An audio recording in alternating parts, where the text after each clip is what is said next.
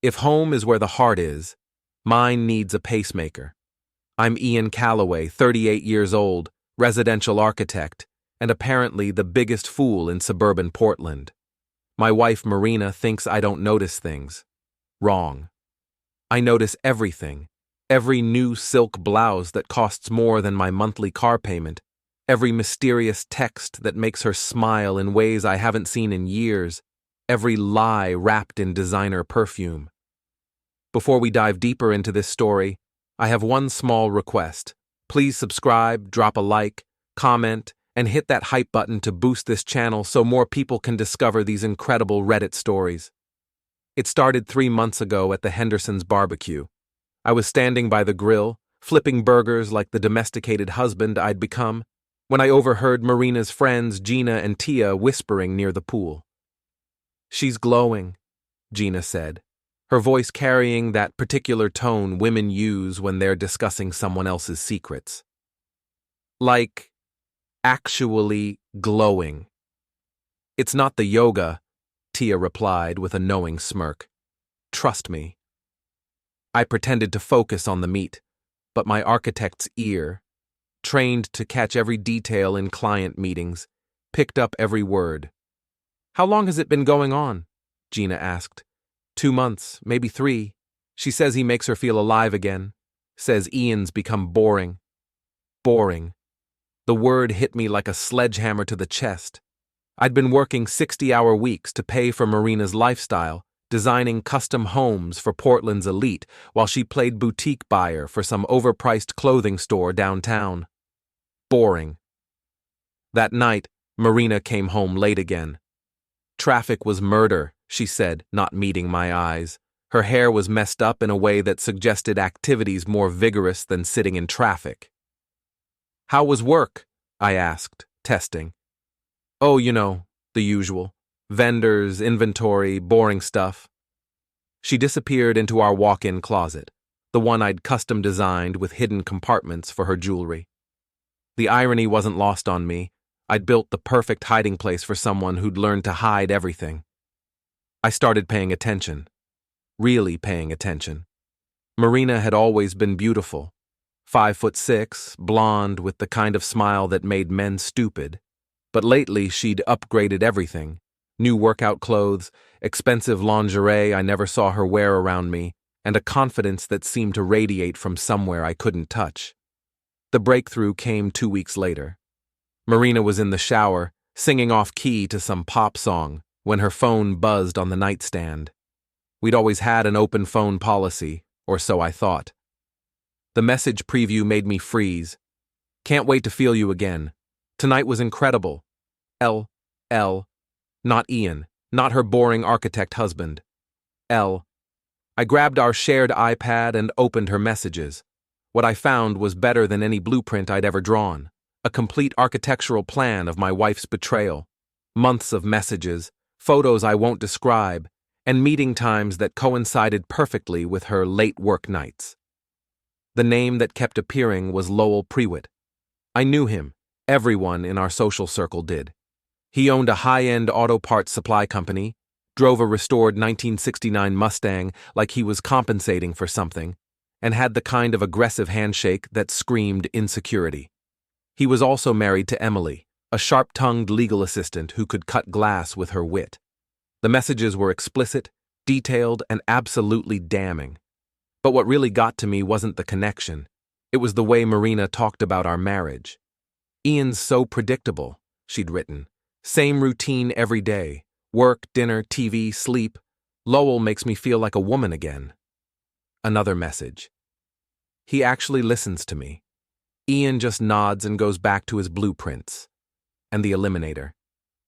"I think I'm falling in love with you, L, real love. Not the comfortable roommate thing I have with Ian." Comfortable roommate. 13 years of marriage reduced to a comfortable roommate situation. I spent the next 3 days in a fog, going through the motions of normal life while my world crumbled. Marina chatted about her day over dinner, complained about her difficult clients, asked about my latest project, all while planning her next rendezvous with Lowell. The final straw came at dinner with the Kramers, old friends who'd introduced us years ago. Marina had been unusually animated all evening, laughing too loudly at jokes that weren't funny, touching my arm in that performative way that screamed guilt. Then Lowell showed up. "Sorry I'm late," he announced, sliding into the empty chair next to Marina. "Business ran long." The way Marina's face lit up was like watching someone plug in Christmas lights. She actually blushed. "Lowell's been helping me with some vendor issues," she explained to the table. "He's got such great business sense." "Unlike some people," Lowell said with a pointed look at me. "Marina deserves someone who understands her ambition." The table went quiet. Even the Kramers, who could talk through a tornado, suddenly found their wine glasses fascinating. "What's that supposed to mean?" I asked.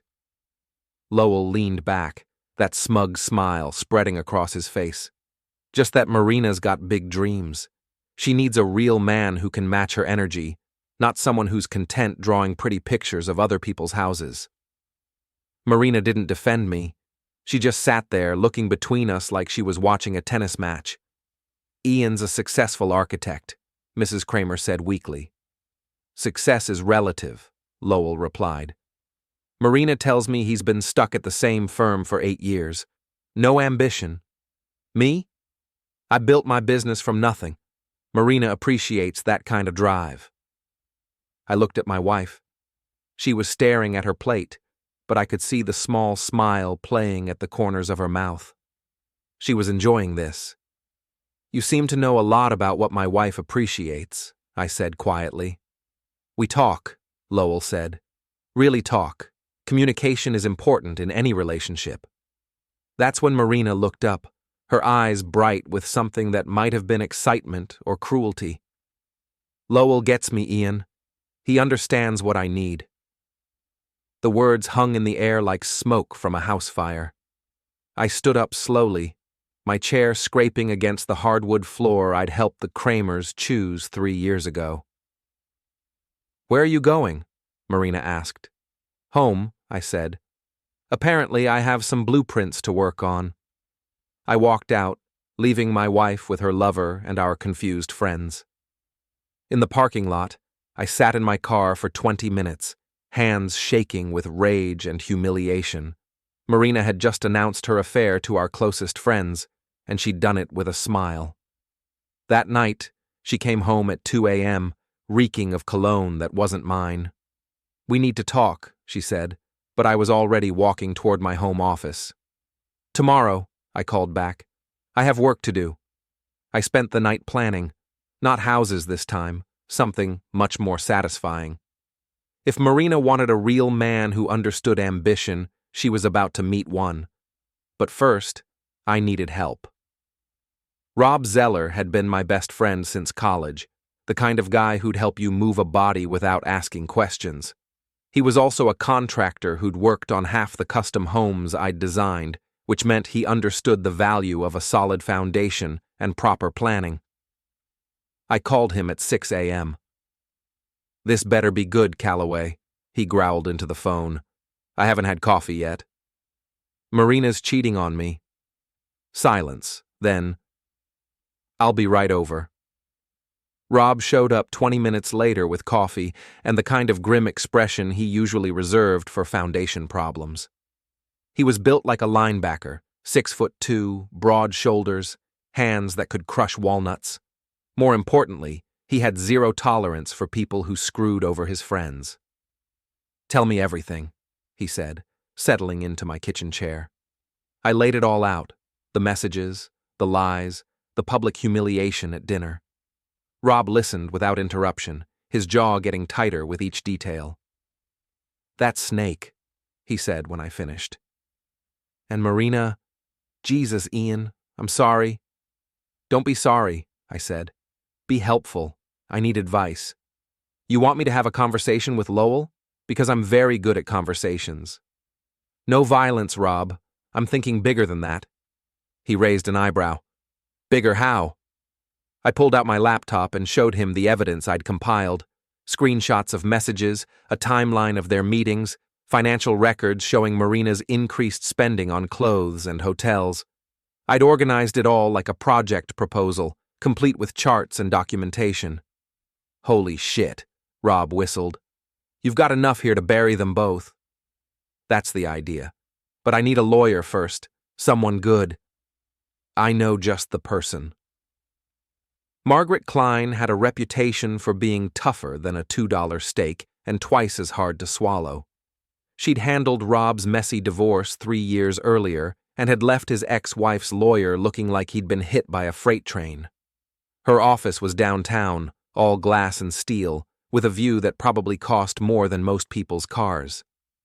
Mr. Calloway, she said, shaking my hand with a grip that could crack concrete. Rob tells me you need someone who doesn't believe in playing nice. That's right. She was in her 50s, silver-haired, with the kind of sharp suit that said she'd eaten opposing counsel for breakfast. I liked her immediately. I showed her everything. She went through the evidence methodically, making notes in handwriting that looked like it could cut glass. This is very thorough, she said finally. Your wife has been careless. What are my options? Legally? Oregon is a no-fault divorce state, so the adultery doesn't matter for the proceedings, but it matters for everything else. Public opinion, social consequences, asset division if we can prove she's been spending marital funds on the affair. What about him? Lowell?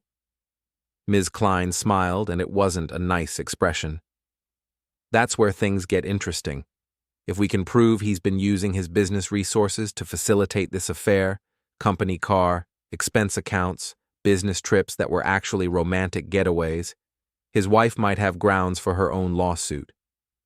His wife doesn't know? Based on what you've shown me, I doubt it. But she's about to. That afternoon, Ms. Klein made some calls. Emily Prewitt agreed to meet us at a coffee shop downtown. I'd seen her at various social events over the years, a thin, intense woman with dark hair and eyes that missed nothing. She worked for a law firm specializing in corporate litigation, which meant she understood evidence and consequences. She was already seated when we arrived, her fingers drumming against her coffee cup in a rhythm that suggested barely controlled fury. You're Ian, she said without preamble. The architect. That's right. And you're here to tell me my husband is screwing your wife. Ms. Klein set her briefcase on the table. We're here to show you. For the next hour, we laid out the evidence. Emily went through every screenshot, every timeline entry, every receipt. Her expression never changed, but her knuckles went white around her coffee cup.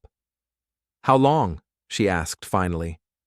At least 3 months, maybe longer. She nodded slowly. The business trips to Seattle, the late meetings, the new cologne. She looked up at me. I'm sorry about your wife. I'm sorry about your husband. Don't be. I'm going to destroy him. Emily Prewitt, as it turned out, was exactly the kind of ally I needed. She had access to Lowell's business records, knew his schedule, and understood his weaknesses better than anyone. More importantly, she was angrier than I was, and that was saying something. There's a dinner party tomorrow night, she said. The Hendersons are hosting again. Marina and Lowell will both be there. So we crash it. All of us. With evidence. Ms. Klein leaned forward. Public confrontation isn't usually advisable. This isn't usual, Emily said. They humiliated our spouses in public. They get humiliated in public. I thought about Marina's smug smile at the Kramers' dinner, the way she'd let Lowell insult me while she watched. I'm in. The next evening I dressed carefully. My best suit, the one Marina had bought me for our anniversary 2 years ago. The irony felt appropriate. Rob picked me up at 7, with Emily and Ms. Klein in the back seat. We looked like a funeral procession, which wasn't entirely wrong. You sure about this? Rob asked as we pulled into the Hendersons' driveway. Positive. The party was in full swing when we arrived. I could see Marina through the living room window, animated and laughing, wearing a red dress I'd never seen before. Lowell was next to her, his hand resting possessively on her lower back.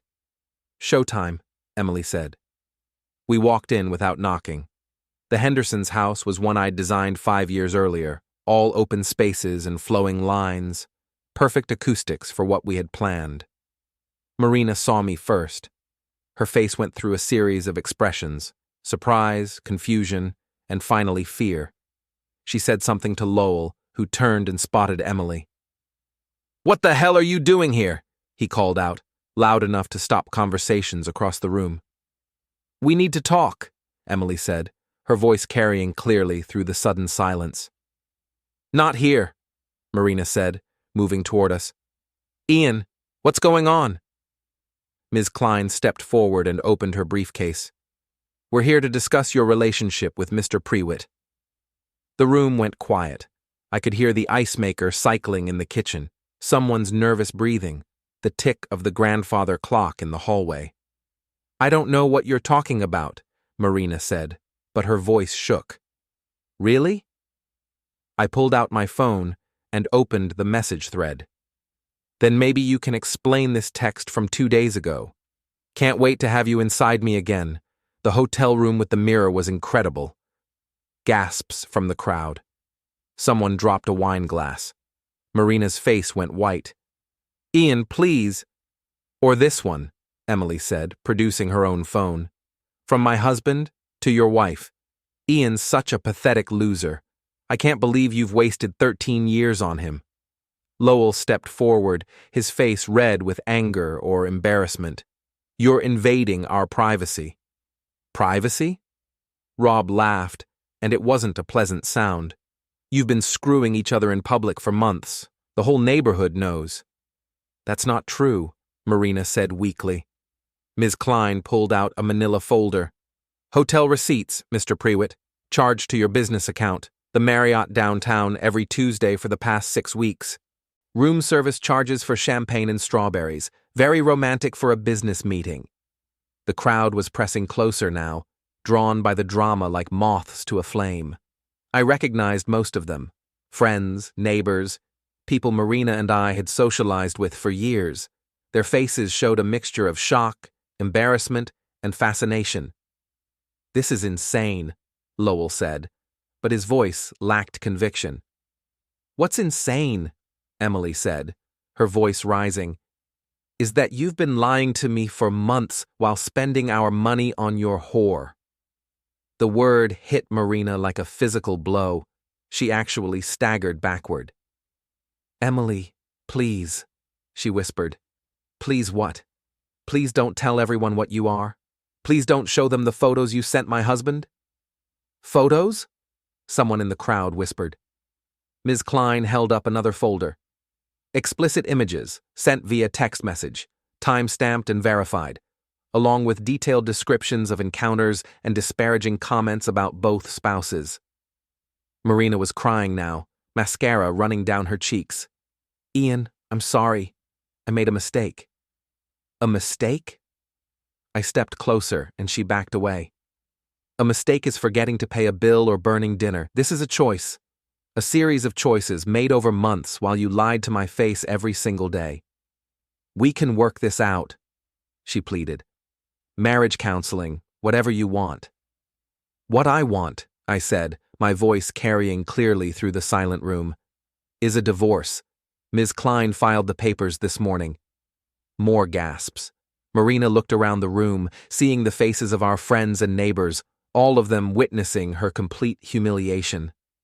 "And I want one too," Emily announced, "along with half of everything you own, Lowell, including the business you built with my family's money." Lowell's face went from red to gray. "Emily, we can talk about this at home." "We can talk about it in court," she replied, "where everyone will hear about how you've been embezzling company funds to pay for hotel rooms and gifts for your mistress." "That's not embezzlement," he said desperately. "Using business accounts for personal expenses, claiming personal trips as business deductions. Oh, it's embezzlement, and tax fraud, and breach of fiduciary duty to your business partners." The room was so quiet I could hear the air conditioning cycling. Marina and Lowell stood in the center of it all, their affair exposed, their lies unraveled, their futures crumbling in real time. "This is cruel," Marina whispered. Cruel? I laughed, and it came out harsh and bitter. You want to know what's cruel? 13 years of marriage thrown away for a middle-aged man with a muscle car and an ego problem. Letting him insult me in public while you smiled and encouraged him, making me look like a fool in front of our friends. I never meant— You meant every bit of it, I said, and now everyone knows exactly what kind of person you are. I turned to address the room. Marina will be moving out tomorrow. If anyone wants to stay in touch with her, that's your choice. But understand that she's shown you who she really is. Believe her. With that, I walked out, followed by Rob, Emily, and Ms. Klein. Behind us, I could hear the explosion of conversation, the gasps and whispers and shocked exclamations of people who'd just witnessed a marriage die in real time. In the parking lot, Emily was shaking with adrenaline. That felt good, she said. It felt necessary, I replied. But as we drove away, I realized this was just the beginning. Marina and Lowell had been publicly exposed, but they weren't destroyed. Not yet. For that, I'd need to get creative. The next morning, I changed all the locks on the house. It was my house. I'd owned it before the marriage, designed the renovations myself, paid for every upgrade with money I'd earned. Marina had contributed exactly nothing to the mortgage, though she'd certainly enjoyed spending money on decorating it. She showed up at 10 a.m. with Gina and Tia in tow, probably hoping her friends would provide moral support or witnesses to whatever scene she planned to make. I watched through the security camera I'd installed the night before as she tried her key, then pounded on the door when it didn't work. "Ian!" she shouted.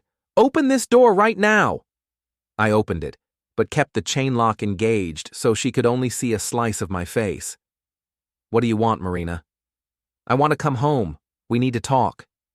"This isn't your home anymore. We talked last night in front of 30 witnesses. Gina stepped forward, trying to look intimidating despite being 5'0" in designer heels. "Ian, you're being unreasonable. Marina made a mistake, but she's still your wife." "For now," I said. "Ms. Klein will have the divorce papers served by the end of the week." "You can't just kick her out," Tia added. "She has rights." I opened the door a little wider so they could see the legal documents in my hand. "Actually, I can. This house is my separate property, purchased before the marriage. Marina has no legal claim to it. She can collect her personal belongings with supervision at a time we arrange through our lawyers." Marina's face crumpled. "Ian, please. I love you." "No, you don't. You love the lifestyle I provided. There's a difference." "That's not true." "Really? Then explain this." I held up a printed bank statement. $1,200 at Victoria's Secret last month. I never saw any of those purchases. Another $800 at that lingerie boutique downtown. Then there's the spa treatments, the expensive dinners, the hotel charges that match up perfectly with your text messages to Lowell. Her friends exchanged glances. They were starting to realize the extent of Marina's deception. "You've been using our joint account to fund your affair," I continued. "Every cool outfit, every romantic dinner, every hotel room. I paid for all of it." "That's our money," Marina said weakly. "No, it's my money. You contributed less than 20% to our household income. And now I know where your small contribution was really going." I closed the door and walked away, leaving them on the porch. Through the security camera, I watched Marina break down completely, sobbing while her friends tried to comfort her. Part of me felt sorry for her, a very small part. My phone rang an hour later. Emily Prewitt. "How are you holding up?" she asked. "Better than expected. You?" "Lowell tried to come home last night. I had the locks changed, too, and his stuff is in garbage bags on the lawn. The neighbors are getting quite a show." I laughed despite everything. "Good for you. I've been thinking about our conversation yesterday, about getting creative." "I'm listening." "Lowell's business depends on his reputation. He sells high-end auto parts to custom shops and restoration specialists. These are people who value integrity, who need to trust their suppliers. And what do you think happens to that trust when they find out he's been embezzling company funds and cheating on his wife? I was beginning to like Emily Prewitt very much. What did you have in mind? Meet me at his dealership at noon. Bring Rob if you want. I think it's time Lowell's customers learned what kind of man they're doing business with. Prewitt Auto Supply was located in an industrial district southeast of downtown, a sprawling complex of warehouses and showrooms that screamed success. Lowell had built it from nothing, as he'd reminded me so smugly at dinner. Now Emily was going to help me tear it down. She was waiting in the parking lot when Rob and I arrived, holding a box of documents and wearing an expression that could have cut steel. "What's the plan?" Rob asked. "Simple," Emily said. "We go inside, find Lowell, and have a very public conversation about his business practices. I brought financial records, tax documents, and evidence of his embezzlement. His customers and employees deserve to know what kind of man they're working for." The showroom was impressive. Gleaming classic cars in various stages of restoration, walls lined with chrome parts and vintage accessories. A dozen customers browsed the displays while employees in company polo shirts answered questions and wrote up orders. Lowell was in his office, visible through glass walls, talking on the phone. He looked up as we entered, and his face went pale. "Emily," he said, hanging up and standing. "What are you doing here?" "I'm here to discuss our marriage," she said loudly enough to turn heads in the showroom, "and your business practices." "This isn't the place." "This is exactly the place," I interrupted, "since this is where you've been spending our wives' money." A small crowd was gathering.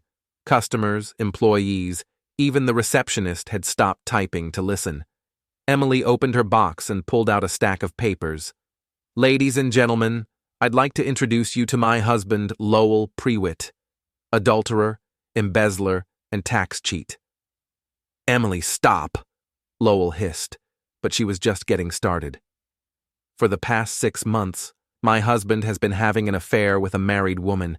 He's been using company funds to pay for hotel rooms, expensive dinners, and gifts for his mistress. He's also been claiming these expenses as business deductions on his taxes." The crowd was growing larger. Word was spreading through the building that something dramatic was happening. "That's not true," Lowell said, but his voice lacked conviction. "Really?" Emily held up a credit card statement. "The Marriott downtown every Tuesday for 6 weeks, charged to the company account, claimed as client entertainment. But there were no clients, were there, Lowell? Just you and Marina Calloway, having a fare in hotel rooms that I paid for." Gasps from the crowd. I recognized several faces. Customers who'd probably done business with Lowell for years, employees who depended on him for their livelihoods. "This is a private matter," Lowell said desperately. "Private?" Rob stepped forward, all 6'2" of him. "You made it public when you insulted my friend in front of a room full of people. You made it public when you bragged about stealing his wife."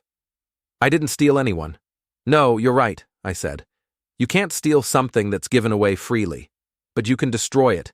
You can take 13 years of marriage and turn it into a joke for your own entertainment." Emily was still holding up documents. "Here's another interesting expense. A weekend trip to the coast, charged as a business retreat. But the only business being conducted was between my husband and his whore." The word echoed through the showroom. Several customers were backing toward the exit, clearly uncomfortable with the drama unfolding in front of them. "You're destroying my business," Lowell said, and for the first time, he sounded genuinely panicked. "You destroyed your business," Emily replied. "I'm just making sure everyone knows about it." A well-dressed man in his 60s stepped forward. I recognized him as Frank Morrison, who owned a chain of custom auto shops around the city. "Lowell," he said quietly, "is this true?" "Frank, I can explain. Is it true that you've been embezzling company funds?" Lowell looked around the room, seeing the faces of his customers and employees, all of them waiting for an answer. "It's complicated," he said finally. It's simple, Emily corrected. He's a cheat and a liar, in business and in marriage. Frank Morrison nodded slowly. I think we need to reconsider our supplier relationships. He turned and walked out, followed by several other customers. The exodus had begun. You're going to pay for this, Lowell said, but he was talking to an increasingly empty room. No, I said. You're going to pay for this. You're going to pay with your business, your reputation, and your marriage, just like I'm paying with mine. We left him standing in his showroom, surrounded by the wreckage of his professional life. In the parking lot, Emily was shaking with adrenaline. How do you feel? I asked, like I should have done that years ago. But our work wasn't finished. Marina still had her job, her friends, and her dignity. It was time to address those issues.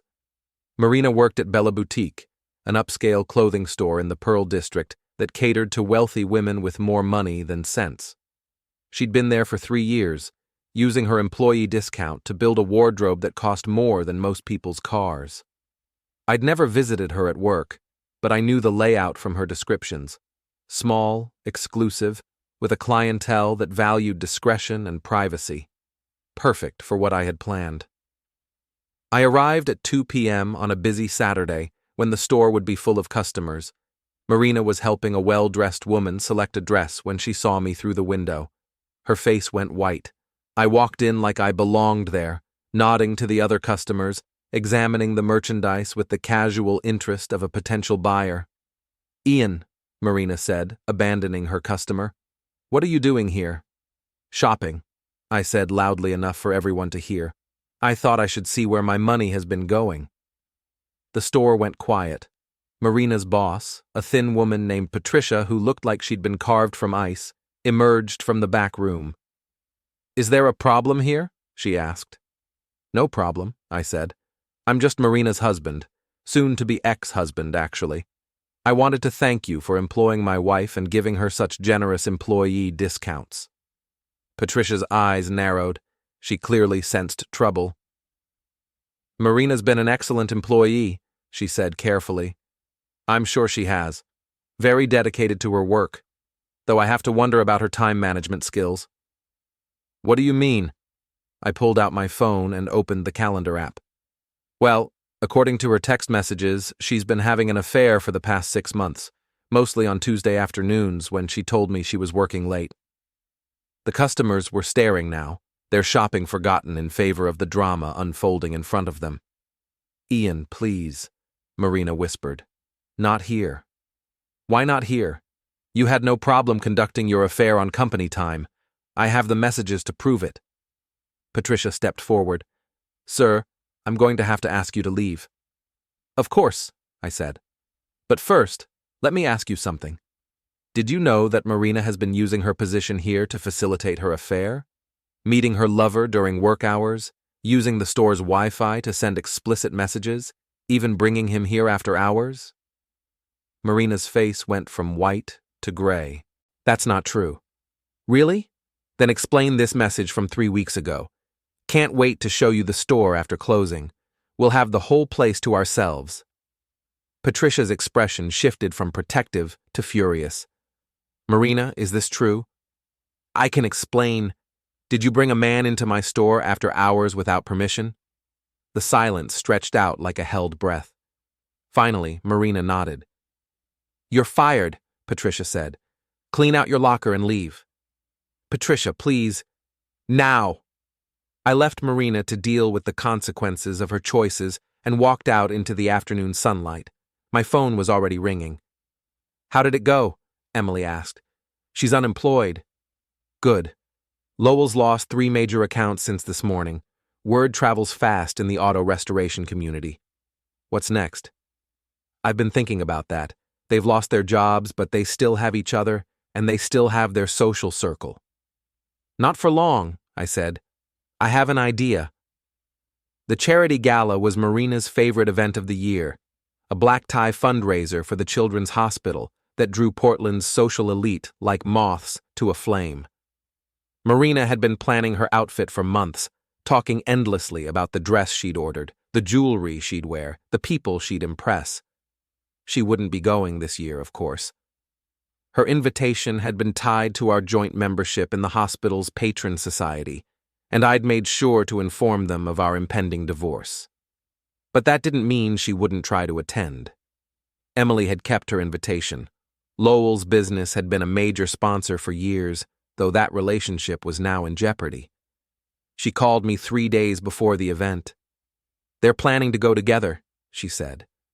"Marina called Lowell this morning. I heard the whole conversation." "How?" "I'm still on his phone plan. I can access his voicemails." I was learning to appreciate Emily's ruthless efficiency. "What did they say?" "Marina's desperate to maintain appearances. She thinks if she can show up at the gala on Lowell's arm, looking beautiful and confident, she can salvage her reputation. Make it look like she traded up instead of just cheating." "And Lowell?" "He's desperate enough to try anything. He's lost half his customer base, and the other half is asking questions. He thinks showing up with Marina will make him look like a winner instead of a loser." "They're both delusional." "Exactly. Which is why we're going to be there too." The gala was held at the Multnomah Athletic Club, a grand old building with soaring ceilings and enough marble to build a small monument. I'd attended for 5 years running, always in the same tuxedo, always making small talk with the same people, always writing the same check for the same cause. This year would be different. Rob had rented a tux for the occasion, claiming he wanted to see how the other half lived. Emily looked stunning in a black dress that probably cost more than most people's rent, and I felt like a different person, lighter somehow, freed from the weight of a failing marriage and a cheating wife. We arrived fashionably late, when the cocktail hour was in full swing and the alcohol had loosened tongues and lowered inhibitions. The gossip mill was already churning. News of Marina's affair and our public confrontation had spread through Portland's social circles like wildfire. "There they are," Emily said, nodding toward the far side of the room. Marina looked beautiful, as always. She was wearing a red dress I'd never seen before, her hair swept up in an elaborate style that probably cost more than I made in a day. Lowell was beside her in a tuxedo that fit too tightly across his expanding middle, his hand possessively on her waist. They were talking to the Hendersons, the same couple who'd hosted the barbecue where this all began. Even from across the room, I could see the tension in their body language, the forced smiles, the uncomfortable shifting, the way the Hendersons kept glancing around as if looking for an escape route. "They're making people uncomfortable," Rob observed. "Good," I said. "They should be." We mingled, working our way slowly across the room. The conversations were fascinating. People who'd known Marina and me for years, trying to navigate the social minefield of our divorce.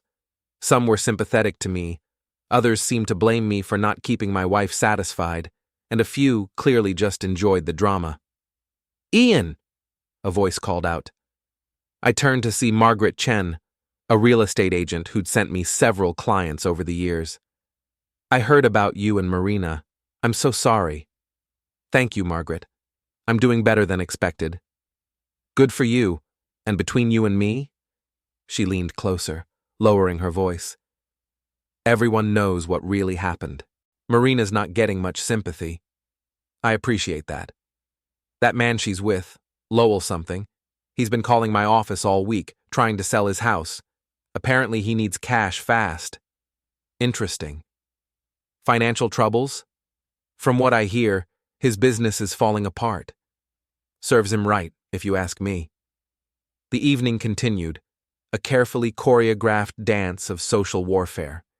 Marina and Lowell stayed on their side of the room, we stayed on ours, and the other guests navigated between us like diplomats in a war zone. Then came the speeches.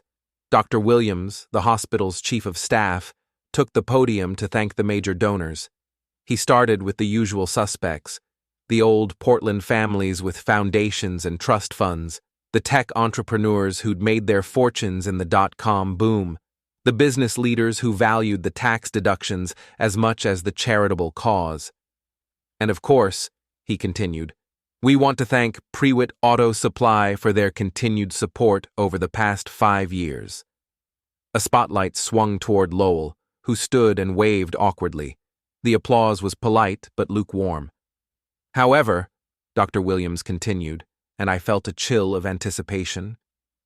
We've recently learned of some concerning issues regarding Mr. Prewitt's business practices. After careful consideration, the hospital board has decided to return this year's donation and seek other sponsors for future events. The room went silent. Lowell's face turned red, then white, then red again. Marina grabbed his arm, her own face a mask of horror. Furthermore, Dr. Williams said, clearly enjoying himself, we want to remind all our patrons that the Children's Hospital values integrity, honesty, and moral leadership. We expect the same from our supporters. It was a public execution, delivered with surgical precision in front of Portland's social elite. Lowell sat down heavily, looking like he'd been punched in the stomach. The evening went downhill from there. Conversations stopped when Marina and Lowell approached. People excused themselves when they tried to join groups. The social isolation was complete and brutal. By 10 p.m., they were the only people sitting at their table. Everyone else had found reasons to move elsewhere. That's when I decided to make my move. I walked over to their table, Emily and Rob flanking me like bodyguards. Marina looked up with desperate hope in her eyes, as if I might be coming to rescue her from the social disaster she'd created. Hello, Marina, Lowell. Ian, Marina said breathlessly. I'm so glad you came over. We need to talk. Do we? About what? About us. About our marriage. About fixing this. I looked around the nearly empty table, at the abandoned place settings and half-eaten dinners. This doesn't look like something that can be fixed. People will forget, she said desperately. Give it time, and people will move on to other gossip. Will they? Because from what I'm hearing, this is just the beginning. Lowell finally spoke up. What do you mean? Emily stepped forward. I mean that the State Tax Commission is very interested in your business deductions. Apparently, claiming personal expenses as business costs is frowned upon. And the IRS, I added. Federal tax evasion is a serious crime. You're bluffing, Lowell said, but his voice shook. Am I? Emily, didn't you say something about an audit? Next month, she confirmed. They'll be going through every receipt, every expense report, every credit card statement for the past 3 years. Marina was staring at us with growing horror. You're destroying us. No, I said quietly. You destroyed yourselves. We're just making sure everyone knows about it. Ian, please, she whispered. I love you. You love the idea of me, the security, the lifestyle, the respectability. But you don't love me, Marina. If you did, you wouldn't have spent 6 months sleeping with another man while telling him what a pathetic loser your husband is. The words hit her like physical blows. She actually flinched. That's not fair, she said. Fair? I laughed, and it came out harsh and bitter. You want to talk about fair? Fair would have been asking for a divorce before you started your affair. Fair would have been honest communication about what you needed instead of lies and deception. Fair would have been treating me with basic human respect instead of public humiliation. I made mistakes, you made choices. Every text message, every hotel room, every lie you told me, those were choices. And now you get to live with the consequences. I turned to leave, then stopped. Oh, and Marina? The house goes on the market next week. I'm moving to Seattle. There's nothing left for me in Portland. Her face crumpled. You can't just leave. Watch me. As we walked away, I could hear Marina crying and Lowell trying to comfort her with empty promises about starting over. But some things can't be started over. Some bridges, once burned, can't be rebuilt. In the parking lot, Emily was practically vibrating with satisfaction. That was beautiful, she said. It felt necessary, I replied. What now? Rob asked. Now we wait for them to make the next move. Because they will. Desperate people always do desperate things. I was right. They made their move 3 days later, and it was even more desperate than I'd expected. The security system I'd installed after changing the locks was top of the line: motion sensors, cameras, and alerts that went straight to my phone. So when the alarm went off at 2:47 a.m. on Thursday night, I was awake and watching within seconds. Marina and Lowell were in my backyard, trying to force open the sliding glass door that led to the kitchen. She was wearing dark clothes and sneakers, looking like a suburban burglar. He had a crowbar and the kind of determined expression that suggested this wasn't a spur-of-the-moment decision. I called 911 first, then Rob. "They're trying to break in," I told him quietly, watching the live feed on my phone. "I'm on my way," he said. "Don't do anything stupid." But I'd already moved beyond stupid into something that felt more like justice. I'd spent the past week preparing for this possibility. Marina was desperate, her world crumbling around her, and desperate people did desperate things. I'd set up more than just security cameras. I'd prepared a few surprises for anyone foolish enough to break into my home. The sliding door gave way just as I heard sirens in the distance. Marina and Lowell stumbled into my kitchen, flashlights in hand, moving with the awkward urgency of people who knew they didn't belong. "Where do you think he keeps the important papers?" Marina whispered. "His office," Lowell replied. "Same place any man would keep them." They were after my financial records, probably hoping to find something they could use against me in the divorce proceedings. What they found instead was the first of my surprises: a motion-activated paint bomb I'd rigged above the office doorway. The explosion of bright red paint caught them both, covering their faces and clothes in a mess that looked like a crime scene. Marina screamed, Lowell cursed, and I smiled as I watched from my bedroom window. "What the hell was that?" Marina shrieked, wiping paint from her eyes. "It's a trap," Lowell said, stating the obvious. "He knew we were coming." They should have left then. The sirens were getting closer. They were covered in evidence of their break-in, and they'd found nothing useful. But desperation makes people stupid, and they were both very desperate. They moved deeper into the house, leaving red footprints on the hardwood floors I'd refinished myself 2 years earlier. Marina headed for the bedroom, probably looking for jewelry or documents. Lowell went for my home office, still hoping to find something incriminating. He triggered the second surprise: a bucket of ice water balanced above the office door, rigged to fall when the door opened fully. The shock of the cold water made him slip on the paint-slicked floor, and he went down hard, his flashlight spinning away into the darkness. "Lowell," Marina called from the bedroom. "Are you okay?" "I'm fine," he said, but his voice suggested otherwise. "This place is booby-trapped. Find what we came for, and let's get out of here." But there was nothing to find. I'd moved all my important documents to a safe deposit box weeks ago, anticipating exactly this scenario. What I'd left behind was carefully curated: old tax returns, meaningless contracts, and a few fake documents designed to waste their time. The third surprise was in the bedroom. Marina had found my jewelry box and was stuffing her own jewelry into a bag, pieces I'd bought her over 13 years of marriage, now being stolen from the home I'd provided.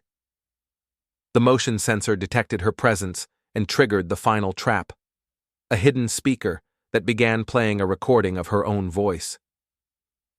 "Ian's so boring," the recording said, crystal clear in the dark bedroom. "He has no passion, no excitement. Lowell makes me feel alive again." Marina froze, recognizing her own words from one of her phone calls with Lowell. "I think I'm falling in love with you," the recording continued.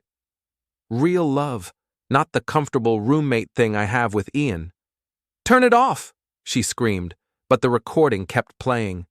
"Ian will never know. He's too trusting, too naive. He believes everything I tell him." The sirens were very close now, probably turning onto my street. Marina ran back to the kitchen, where Lowell was still trying to clean paint and water from his face. "We have to go," she said. "The police are coming." "Did you find anything?" "No, just my own jewelry, and he's got recordings of our phone calls." They made it to the back door just as police cars pulled into my driveway, lights flashing, sirens wailing. I met the officers at the front door, pointing them toward the backyard where Marina and Lowell were trying to climb the fence. "They broke in through the sliding door," I explained. "I have everything on video."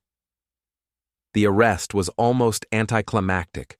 Marina and Lowell, covered in red paint and soaking wet, were caught halfway over the fence like teenagers fleeing a house party.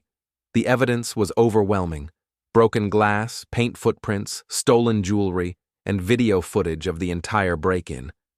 Rob arrived just as they were being loaded into separate police cars. "Jesus Christ," he said, looking at the mess in my kitchen.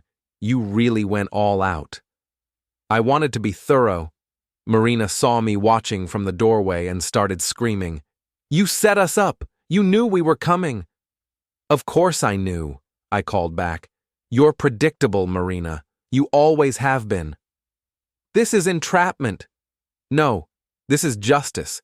You broke into my house and tried to steal from me. The booby traps were just home security." The police officers were trying not to smile.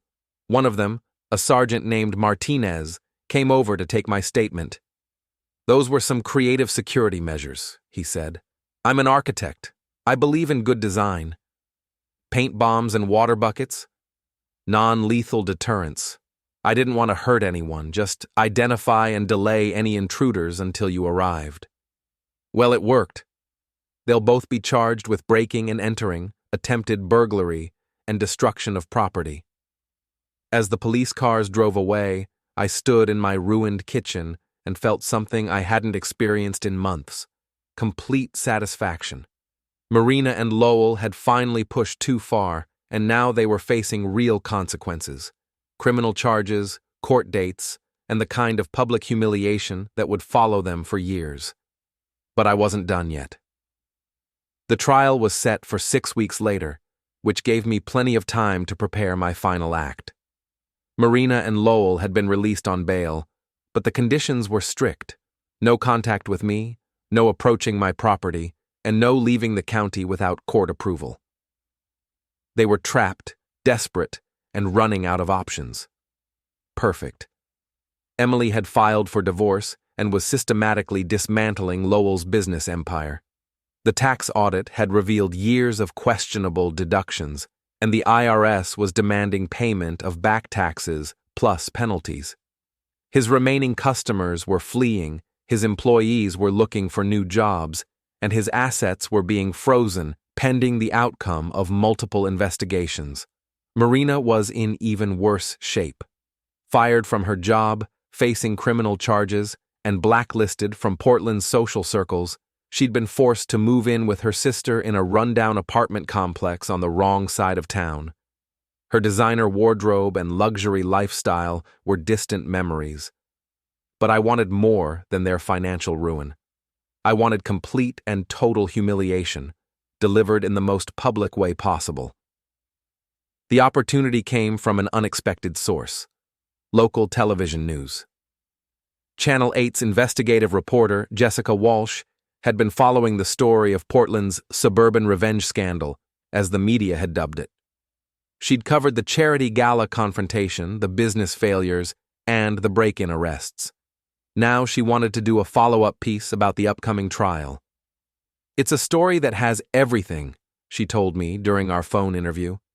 "Adultery, embezzlement, public humiliation, and vigilante justice. Our viewers can't get enough of it. What do you need from me? An exclusive interview. Your side of the story in your own words. We're also hoping to interview your ex-wife and her boyfriend." I smiled. Marina and Lowell would never agree to a TV interview. They were already facing enough public scrutiny, but that didn't mean they couldn't be part of the story. "I'll do the interview," I said, "but I have some conditions." The interview was scheduled for the day before the trial, to be broadcast that evening during the 6 o'clock news. Jessica Walsh and her camera crew met me at my house, which I'd had professionally cleaned and repaired after the break-in. "Tell us about the night your wife and her lover broke into your home," Jessica began.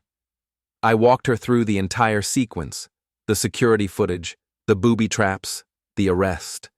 The cameras captured everything: the repaired sliding door, the paint stains that were still visible on the ceiling, the bedroom where Marina had tried to steal her own jewelry. "Some people might say your response was excessive," Jessica said. "Paint bombs and water traps seem like something out of a movie." "I'm an architect," I replied. "I solve problems with creative design. Marina and Lowell created a problem. They were stealing from me, lying to me, and humiliating me in public. I designed a solution." "What kind of solution?" "Complete accountability. For 6 months, they acted without consequences. They cheated, they lied, they spent my money on their affair, and they thought they were untouchable. I made sure they faced consequences for every choice they made." "And how do you feel now?" I looked directly into the camera. "I feel free. For the first time in years, I'm not wondering what my wife is really doing, or where my money is going, or whether the people I trust are lying to me. Marina and Lowell destroyed my marriage, but they also freed me from a relationship that was built on deception." The interview aired that evening, complete with security footage from the break-in and financial records showing Marina's spending on the affair. The response was immediate and overwhelming. The station's website crashed from traffic, social media exploded with commentary, and the story went viral nationwide. But the real payoff came the next morning, at the trial. Marina and Lowell arrived at the courthouse to find a crowd of reporters and cameras waiting for them. They tried to avoid the media, but there was no escaping the attention. Every step toward the courthouse was captured on film. Every attempt to hide their faces was broadcast live on local television. Inside the courtroom, the evidence was overwhelming. Security footage showed them breaking into my home.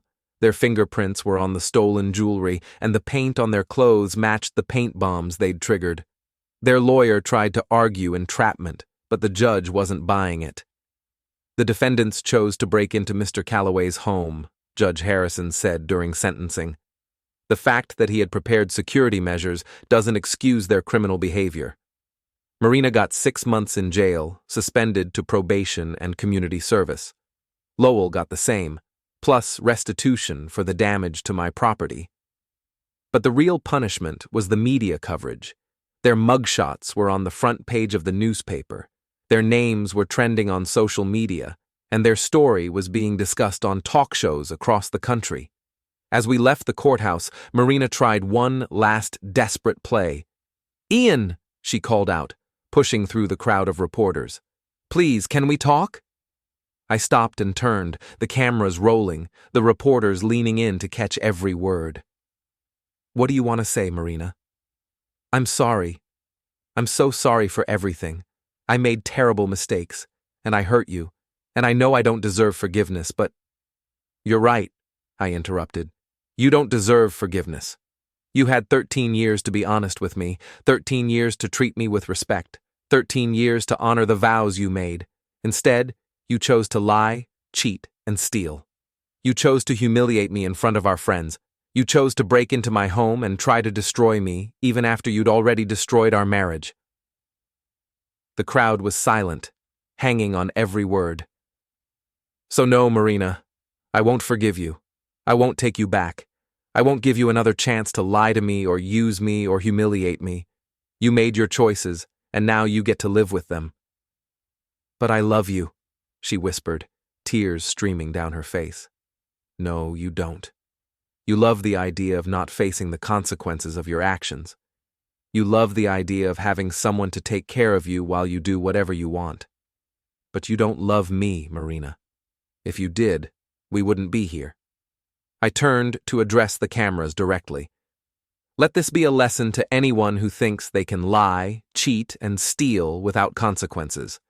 Actions have results, choices have costs, and sometimes the people you think are weak and trusting and naive are actually just planning their response." I walked away, leaving Marina sobbing in front of the courthouse steps, surrounded by cameras and reporters and the wreckage of the life she'd thrown away for a few months of excitement. 3 months later, I was living in Seattle, working for a prestigious architectural firm, and dating a woman who valued honesty and loyalty. Marina was working at a discount clothing store and living with her sister. Lowell's business had collapsed completely, and he was driving a delivery truck to pay his legal bills. Emily had taken half of everything he owned and was using the money to travel the world, sending me postcards from exotic locations with messages like, "Revenge is a dish best served with a view of the Mediterranean." Rob visited me in Seattle and brought news from Portland. "Marina tried to contact you through your old firm," he said. "She wanted your new address. I hope you didn't give it to her." "Are you kidding? I told them you'd moved to Antarctica and joined a monastery." We laughed about it, but I knew Marina would keep trying.